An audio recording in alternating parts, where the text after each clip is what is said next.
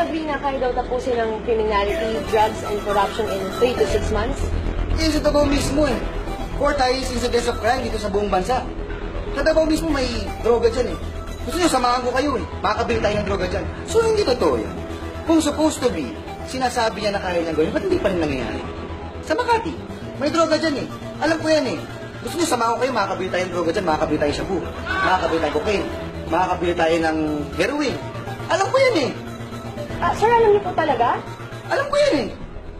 Pwede niyo po ba kaming dalhin doon? Tara, samahan ko kayo. Alam ko yan eh. Tara. Shabu! Alam ko yan eh.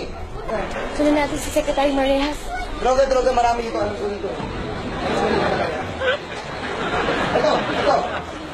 Ito, nagbibenta ko lang. Anong gusto ninyo? Shabu? Heroin? Cocaine? Lahat yan, alam ko yan eh. Secretary, kumusta ho? Long time no see ha? Yung order nyo andyan na. Dumating na. Yun na lang kasi ngayon.